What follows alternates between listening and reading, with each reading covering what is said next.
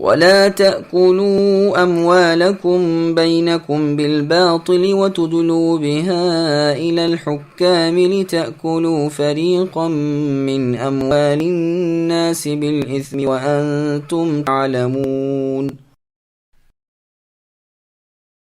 اور ایک دوسرے کا مال ناحق نہ کھایا کرو، نہ حاکموں کو رشوت پہنچا کر کسی کا کچھ مال ظلم و ستم سے اپنا لیا کرو، حالانکہ تم جانتے ہو۔ سامعین، اب اس آیت کی تفسیر سماعت کیجیے۔ مال پر ناجائز قبضہ اور رشوت خوری حرام ہے۔ ابن عباس رضی اللہ عنہما فرماتے ہیں یہ آیت اس شخص کے بارے میں ہے جو شخص کسی دوسرے کے مال پر ناحق قبضہ کرے اور جو اصل حقدار ہے اس کے پاس کوئی شہادت یا دلیل نہ ہو کہ یہ مال میرا ہے، اور ناحق قبضہ کرنے والا اس کا انکار کر دے کہ یہ مال اس اصل مالک کا ہے اور حاکم کے پاس جا کر بری ہو جائے، حالانکہ وہ ناحق قبضہ کرنے والا جانتا ہو کہ اس پر اس کا اصل مالک کا حق ہے اور یہ اس کا مال مار رہا ہے اور حرام کھا رہا ہے اور اپنے آپ کو گنہگاروں میں شامل کر رہا ہے۔ مجاہد، سعید بن جبیر، اکرمہ، حسن، قتادہ، سدی، مقاتل ابن حیان رحمہم اللہ، نیز عبد الرحمن ابن زید ابن اسلم بھی یہی فرماتے ہیں کہ باوجود اس علم کے کہ تو ظالم ہے جھگڑا نہ کر۔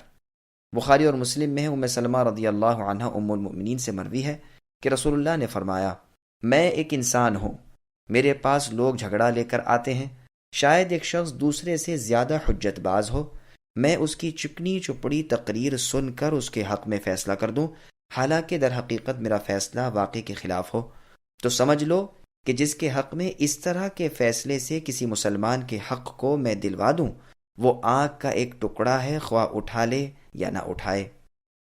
میں کہتا ہوں یہ آیت اور یہ حدیث اس امر پر دلیل ہے کہ حاکم کا حکم کسی معاملے کی حقیقت کی شرعی حیثیت کو بدل نہیں سکتا۔ فی الواقع جو حرام ہو وہ قاضی کے فیصلے سے حلال اور حلال حرام نہیں ہو سکتا۔ قاضی کا فیصلہ صرف ظاہری ہوتا ہے، باطن میں نافذ نہیں ہوتا۔ اگر وہ فی الواقع بھی نفس الامر کے مطابق ہو تو خیر، ورنہ حاکم کو تو اجر ملے گا، لیکن اس فیصلے کی بنا پر حق کو ناحق اور ناحق کو حق بنانے والا رب کا مجرم ٹھہرے گا اور اس پر وبال باقی رہے گا، جس پر آیت مندرجہ بالا گواہ ہے کہ تم اپنے دعوے کے باطل ہونے کا علم رکھتے ہوئے لوگوں کے مال مار کھانے کے لیے جھوٹے مقدمات بنا کر، جھوٹے گواہ گزار کر، ناجائز طریقوں سے حکام کو چکرا دے کر اپنے دعووں کو ثابت نہ کیا کرو۔ قتادہ رحمہ اللہ فرماتے ہیں، لوگو سمجھ لو کہ قاضی کا فیصلہ تمہارے لیے حرام کو حلال نہیں کر سکتا اور نہ باطل کو حق کر سکتا ہے۔ قاضی تو اپنی عقل سمجھ سے گواہوں کی گواہی کے مطابق ظاہری حالات کو دیکھتے ہوئے فیصلہ صادر کرتا ہے، اور وہ بھی آخر انسان ہی ہے، ممکن ہے خطا کرے اور ممکن ہے خطا سے بچ جائے۔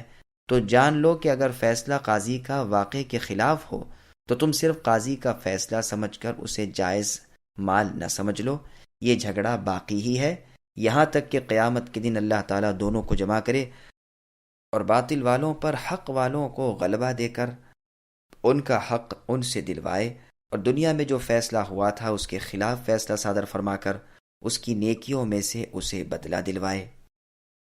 يسألونك عن الأهلة قل هي مواقيت للناس والحج وليس البر بأن تأتوا البيوت من ظهورها ولكن البر من اتقى وأتوا البيوت من أبوابها واتقوا الله لعلكم تفلحون۔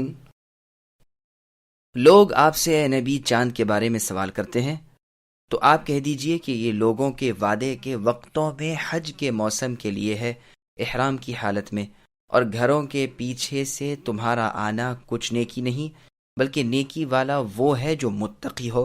گھروں میں تو دروازوں میں سے آیا کرو اور اللہ تعالیٰ سے ڈرتے رہو تاکہ تم کامیاب ہو جاؤ۔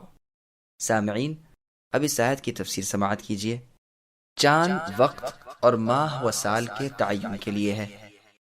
ابن عباس رضی اللہ عنہما فرماتے ہیں کہ رسول اللہ صلی اللہ علیہ وسلم سے لوگوں نے چاند کے بارے میں سوال کیا، جس پر یہ آیت نازل ہوئی کہ اس سے قرض وغیرہ کے وعدوں کی میعاد معلوم ہو جاتی ہے، عورتوں کی عدت کا وقت معلوم ہوتا ہے، حج کا وقت معلوم ہوتا ہے۔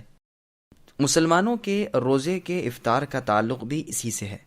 مسند عبد الرزاق میں عبداللہ ابن عمر رضی اللہ عنہما سے روایت ہے کہ رسول اللہ صلی اللہ علیہ وسلم نے فرمایا، اللہ تعالیٰ نے چاند کو لوگوں کے وقت معلوم کرنے کے لیے بنایا ہے، اسے دیکھ کر روزے رکھو، اسے دیکھ کر عید مناؤ۔ اگر ابر و بارہ کی وجہ سے چاند نہ دیکھ سکو تو 30 دن پورے گن لیا کرو۔ اس روایت کو امام حاکم رحمہ اللہ نے صحیح کہا ہے۔ یہ حدیث اور سندوں سے بھی مروی ہے۔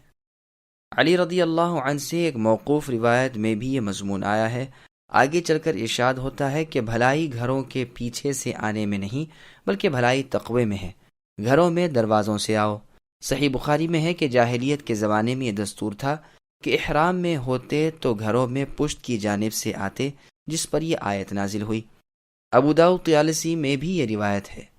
انصار کا عام دستور تھا کہ سفر سے جب واپس آتے تو گھر کے دروازے سے گھر میں داخل نہیں ہوتے تھے۔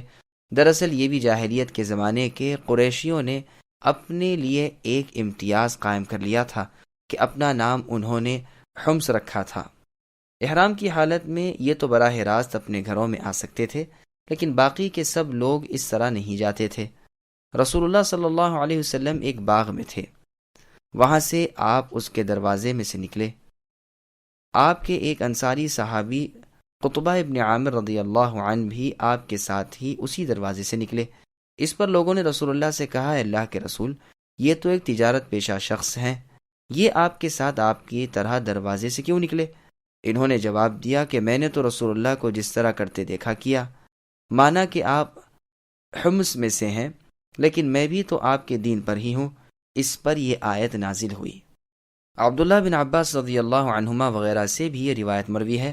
حسن بصری رحمہ اللہ فرماتے ہیں کہ جاہلیت کے زمانے میں بہت سی قوموں کا یہ رواج تھا کہ جب وہ سفر کے ارادے سے نکلتے، پھر سفر ادھورا چھوڑ کر اگر کسی وجہ سے واپس چلے آتے تو گھر کے دروازے سے گھر میں نہ آتے بلکہ پیچھے کی طرف سے چڑھ کر آتے، جس سے اس آیت میں روکا گیا۔ محمد بن کعب قرظی رحمہ اللہ فرماتے ہیں، اعتکاف کی حالت میں بھی یہی دستور تھا جسے اسلام نے مٹایا۔ عطا رحمہ اللہ فرماتے ہیں، اہل مدینہ کا عیدوں میں بھی یہی دستور تھا جو اسلام نے اٹھا دیا۔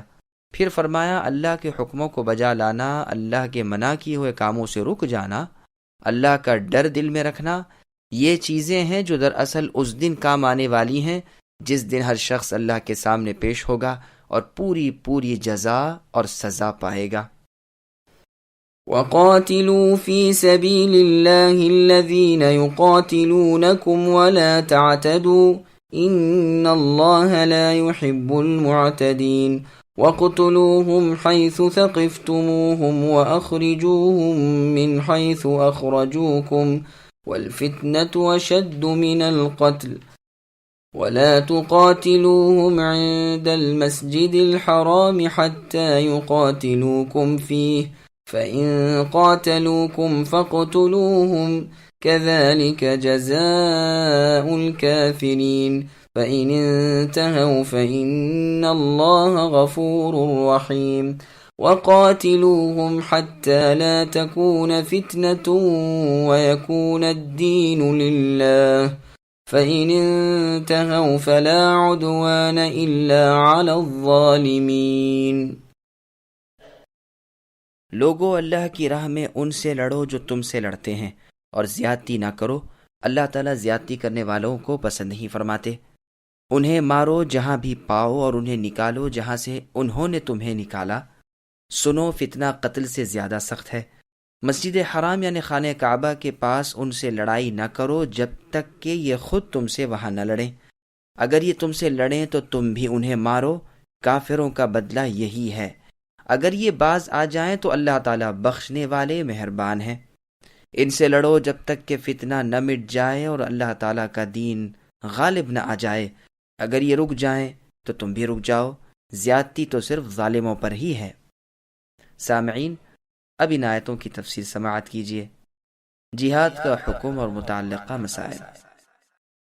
ابو العالیہ رحمہ اللہ فرماتے ہیں کہ مدینہ منورہ میں جہاد کا پہلا حکم یہی نازل ہوا ہے۔ رسول اللہ صلی اللہ علیہ وسلم اس آیت کے حکم کی روح سے صرف ان لوگوں سے ہی لڑتے تھے جو آپ سے لڑیں، اور جو آپ سے نہ لڑیں خود آپ ان سے لڑائی نہیں کرتے تھے۔ یہاں تک کہ سورہ براءت یعنی سورہ توبہ نازل ہوئی۔